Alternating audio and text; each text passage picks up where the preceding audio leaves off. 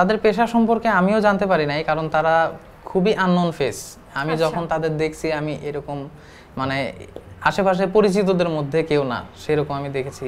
আমাদের বাসা থেকে আসলে যে জিনিসগুলো হারিয়েছিল সেটার মধ্যে একটা হচ্ছে বাসার চাবি, 2টা ফোন, আর হচ্ছে আমাদের ওয়াইফাই রাউটার যেটা। তো এই 4টা জিনিসই আমি যতদূর জানি তাদের কাছ থেকে উদ্ধার করা হয়েছে। এখন পর্যন্ত কিন্তু আমরা জানি না যে কে দোষী। এখন পর্যন্ত সবাই কিন্তু সন্দেহভাজন, তাই আমরা কাউকে কিন্তু দোষারোপ করতে পারি না। তবে কিছু আলামত আমি যতটুকু জানি যে তাদের বাসা থেকে ধরা হয়েছে, বাসা থেকে পাওয়া হয়েছে। কিন্তু এই ঘটনা আগে কি কোনোভাবে আপনারা আঁচ করতে পেরেছিলেন যে ওনারা এর সাথে সম্পৃক্ত হতে পারে, বা কোনো কিছু কি সন্দেহ করতে পেরেছিলেন? এটা আমাদের বাসায় যারা থাকে প্লাস হচ্ছে আশেপাশের কিছু মানুষজন জানিয়েছিল যে ওই মহিলা মানে খুব একটা ভালো না। তো তারা হয় মানে তারাও বলেছিলেন যে ওই মহিলাকেই সন্দেহ হয়, আপনারা একটু খোঁজ খবর নিয়ে দেখেন। তো যার কারণে আব্বু প্রশাসনকে জানায় যে ওই মহিলাকে আমাদের সন্দেহ আছে, আপনারা একটু খোঁজ খবর নেন। কি কি আলামত পাওয়া গেছে ওনার বাসায়? এবং আমি শুনেছি ওয়াইফাই রাউটার নাকি আরেকজনের বাসায় পাওয়া গেছে, এইটা একটু আমাকে যদি একটু স্পষ্ট করে বলতেন। আচ্ছা, আমাদের বাসা থেকে আসলে যে জিনিসগুলো হারিয়েছিল সেটার মধ্যে একটা হচ্ছে বাসার চাবি, যেটা আম্মুর কাছে থাকতো সেটা, আর হচ্ছে আম্মুর 2টা ফোন, একটা যেই তালাটা বাইরে তালা মেরে দিয়ে গেছিল সেই চাবি নিয়ে গেছে। চাবি, আচ্ছা।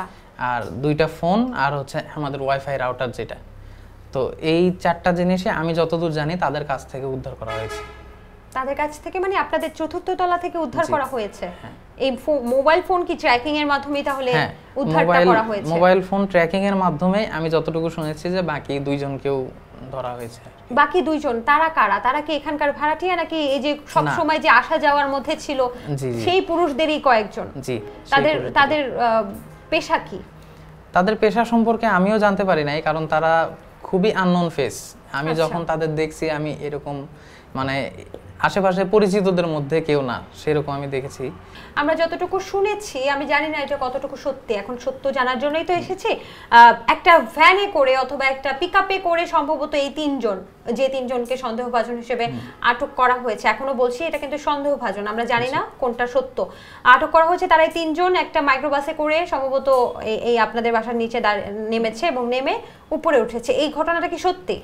না, এটা পুরোপুরি সত্যি না। আমি থানায় যেটা দেখেছি যে মাইক্রোবাস না, একটা ভ্যান আর কি, যে ভ্যান 3 হুইলার ভ্যান। আচ্ছা, তো এটা হ্যাঁ খোলা ভ্যানেই করেই তারা সম্ভবত এসেছিল বাসায়, আর বাসাতে তারা কখন চলে গেছে সেটা জানা যায়নি। আচ্ছা, দেখেছে কেউ ঢোকার বা সিসি ক্যামেরা কোনো ফুটেজ? না, কেউ দেখে নাই।